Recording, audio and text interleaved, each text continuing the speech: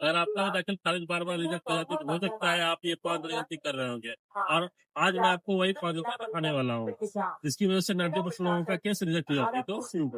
तो जैसे कि मैंने आपको बताया है कि कोई भी केस रिजेक्ट होने में 5-6 कारण होते हैं, तो आज मैं आपको 5-6 कारण बताऊँगा। तो उसके लिए मैंने 5 केस सेलेक्ट किया है, वो 5 केस क्यों रिजेक्ट हुआ है उसको भी दिखाएँगे। तो चलते हैं हम स्क्रीन पे, ठीक? हम यहाँ पे देखेंगे कि जो 5 केस है वह क्यों रिजेक्ट हुआ है।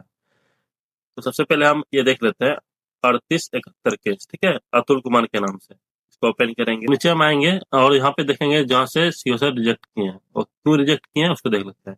प्राप्त आवेदन की जांच संबंधित हल्का कर्मचारी से कार्रवाई की गई। जांचों उपरांत हल्का कर्मचारी ने प्रतिवेदन समर्पित किया है कि प्रश्नगत भूमि जमाबंदी प्रश्नगत जमाबंदी में आवेदित रकबा से कम रकबा बचत है, जिस कारण से नामांतरण संभव नहीं है। अतः राजस्व कर्मचारी से प्रतिवेदन के आलोक में प्रस्तावित वाद को अस्वीकृत किया जाता है। आदेश में व्यवस्थित पक्ष भूमि सुधार उपसमर्था के न्यायालय में अपील दायर कर सकते हैं। इसमें कारण क्या है? इसमें कारण यह है कि जिस जमाबंदी से आवेदक द्वारा आवेदन किया गया है उसमें जमीन कम है। कम के कारण ये क्या हो गया? रिजेक्ट हो गया। आवेदक द्वारा ज्यादा डिसमिल से आवेदन किया गया है, जबकि पंजी में क्या है? रकबा कम है। तो ये देखिए, आप एक कारण ये भी हो सकता है, अगर जमीन कम है जमाबंदी में और आवेदक द्वारा ज्यादा आवेदन कर दिया जाता है तो उस कंडीशन में केस रिजेक्ट हो जाती है। उसके बाद दूसरा केस देखेंगे हम 1886, ठीक है। तो ये चितरंजन दास के नाम से है, इसको देख सकते हैं कि क्यों रिजेक्ट हुआ है। नीचे आएंगे, प्राप्त आवेदन में जांच संबंधित हल्का कर्मचारी से कार्रवाई की गई। जांचों उपरांत हल्का कर्मचारी ने प्रतिवेदन समर्पित किया है कि प्रतिवेदित है कि आवेदित दस्तावेज पूर्व में दाखिल खारिज विवाद संख्या इतना से अस्वीकृत की जा चुकी है और भूमि सुधार उपसमर्था बिहार द्वारा निर्गत आदेश पत्र संलग्न नहीं किया गया है। प्राप्त प्रतिवेदन के आलोक में सभी पक्ष को सूचना निर्गत कर सक्षम पदाधिकारी के आदेश के प्रति की मांग की गई, जो आवेदक द्वारा उपलब्ध नहीं कराया गया। अतः राजस्व कर्मचारी से प्राप्त प्रतिवेदन के आलोक में प्रस्तावित वाद को स्वीकृत किया जाता है। यानी कि ये जो आवेदक द्वारा किया गया है उनका पूर्व में भी केस रिजेक्ट हो गई थी, दोबारा उन्होंने आवेदन किया, उसमें यह हुआ कि जब फर्स्ट बार आवेदन रिजेक्ट हो जाती है, दूसरा बार कार्रवाई करने का अधिकार सर को नहीं होता है। उसके लिए डीसीएलआर सर के पास आवेदन दिया जाता है, उसका जो आदेश मिलता है उसके बाद आवेदन अप्लीकेंट कर सकते हैं। तो ये दूसरा कारण था रिजेक्ट होने का। तो एक चीज और ये चीज है कि अगले वीडियो में हम बताएंगे कि डीसीएलआर सर के पास आवेदन कैसे करते हैं। तो हम अगला देखते हैं, अगला रिजेक्ट क्यों हुआ है। एक केस और है 1104, जो कि 25 का है, डॉक्टर मधुकर प्रसाद के नाम से। इसको ओपन कर लेते हैं, इसको भी देखेंगे। राजस्व कर्मचारी के जांच प्रतिवेदन राजस्व अधिकारी के माध्यम से प्राप्त हुआ। प्रतिवेदन किया गया कि महाशय याचिका के साथ संलग्न दस्तावेज अनिबंधित बंटवारानामा है, इसमें वंशावली एवं सभी पक्षों की सहमति अपेक्षित है। सभी पक्षों का सहमति पत्र संलग्न नहीं है। आवेदक से वंशावली एवं सभी पक्षों का सहमति पत्र की मांग की गई, अब तक वो प्राप्त है। राजस्व कर्मचारी से प्राप्त प्रतिवेदन आपत्ति प्रतिवेदन के आलोक में आवेदक एवं अन्य सभी पक्षों के दिनांक 16/7/2025 के साक्ष्य समर्पित करते हुए सूचित किया गया, परंतु आवेदक द्वारा इस संबंध में किसी प्रकार की साक्ष्य उपलब्ध नहीं कराया गया, क्योंकि दाखिल खारिज एक कालबद्ध प्रक्रिया है एवं वाद लंबे समय तक लंबित है। अतः राजस्व कर्मचारी एवं राजस्व अधिकारी से प्राप्त प्रतिवेदन एवं साक्ष्य अभाव में इस वाद को अस्वीकृत किया जाता है। आदेश से व्यवस्थित पक्ष भूमि सुधार उपसमर्था न्यायालय की अपील दायर कर सकते हैं। इसमें क्या है? इसमें यह है कि आवेदक द्वारा आवेदन किया गया और जमीन जो है बंटवारा के माध्यम से आवेदन किया गया, उसमें वंशावली संलग्न नहीं किया गया था, शपथ पत्र संलग्न नहीं किया गया था, ऊपर से अनिबंधित बंटवारानामा भी है।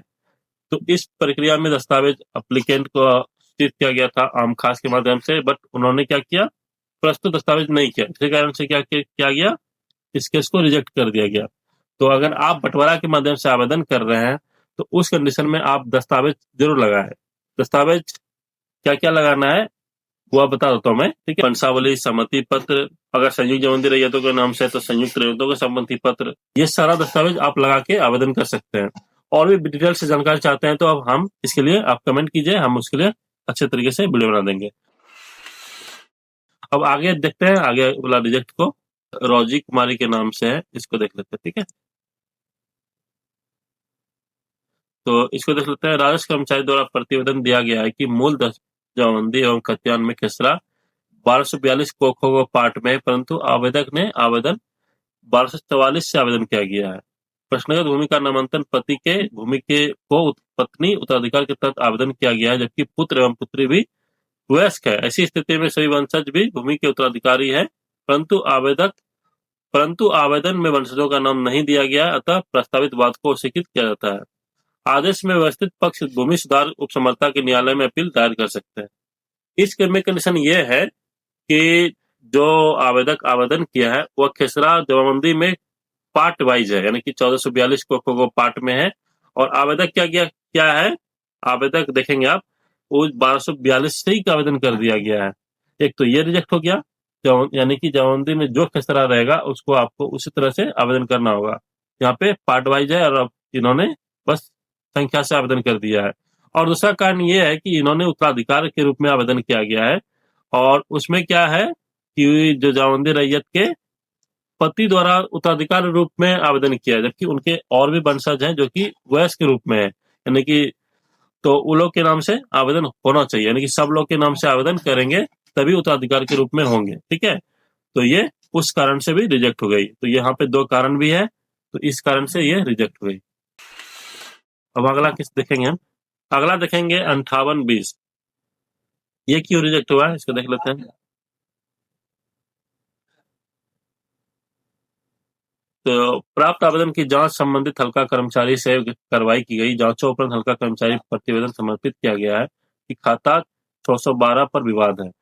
तो आप समझ गए कि अगर कोई केस पे विवाद है तो वह केस का मॉडरेशन नहीं होता है। ठीक है, तो ये केस भी आपत्ति के कारण से, विवाद के कारण से भी रिजेक्ट हो गई है। एक केस और देख लेते हैं, इसको भी देख लेते हैं। राजस्व कर्मचारी का जांच प्रतिवेदन प्राप्त है। प्राप्त आवेदन की जांच संबंधित हल्का कर्मचारी से कार्रवाई की गई। जांचों उपरांत हल्का कर्मचारी प्रतिवेदन समर्पित किया है कि राजस्व कर्मचारी द्वारा प्रतिवेदन किया गया है कि ऑफलाइन पंजी 2 में खसरा पार्ट में है। ऑफलाइन पंजी के आधार पर ऑनलाइन पंजी सुधार दाखिल खारिज वाद से लंबित रहते हुए संभव नहीं है। राजस्व कर्मचारी को प्राप्त प्रतिवेदन के आलोक में इस पक्षों को सूचना निरत के संबंधित दस्तावेज साक्षी मांग की गई। तो इस चीज को हम समझ लेते हैं अच्छे तरीके से, तो आप लोग को भी आगे चल के काम आएगी अगर जिसको मोटेशन करवाना हो। तो इसमें ये है कि जमाबंदी यानी कि ऑफलाइन जमाबंदी में वह खेसरा पार्ट वाइज था। हो सकता है जमाबंदी भी गलत हो, तो ऑफलाइन में सही है और ऑनलाइन में कुछ और हो जाता है। ठीक है, आपको जब जमीन खरीदते हैं तो एक बार ऑफलाइन पर जरूर देखें। तो उस माध्यम से पहले, सबसे पहले आप परिमार्जन के माध्यम से जमाबंदी सुधार करवा लीजिए, उसके बाद आवेदन कीजिए। इससे क्या होगा कि आपका केस रिजेक्ट नहीं होगी। ठीक है, तो आप ये 5 कारण से समझ गए होंगे कि ये 5 कारण इंपॉर्टेंट है जिसके कारण से केस रिजेक्ट होती है।